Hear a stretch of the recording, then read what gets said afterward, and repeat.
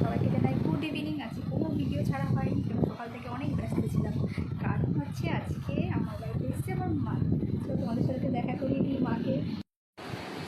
এই হচ্ছে আমার মা এসছে, সেই জন্য আজকে সকাল থেকে খুব ব্যস্ত। আর মা আমার জন্য কী কী নিয়ে এসছে চলো তোমাদেরকে সেগুলো দেখায়। সব বিস্কুট, চানাচুর, আমল দুধ পর্যন্ত নিয়ে এসছে, ঘি, দেখো আম, লিচু, কলা, মিষ্টি, মানে আর কি নেই। আমি বললাম মাকে তুমি তাহলে ফুলিয়ার বাজারটাই পুরো তুলে নিয়ে এসো। মা মেয়ে ষষ্ঠীতে যায়নি বলে একদম বাজার পুরো তুলে নিয়ে চলে এসছে। এই সবে স্নান করে খাওয়া দাওয়া করে উঠলাম। তো এখন মার সাথে চলবে এখন শুধু গল্প আর গল্প, আর হচ্ছে মার আদর খাওয়া।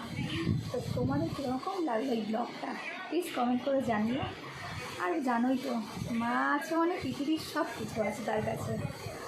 তো এখন চলো টাটা বাই বাই, অন্য ব্লগ নিয়ে আসবো। এখন একটু মার আদরটা খেয়ে নিই।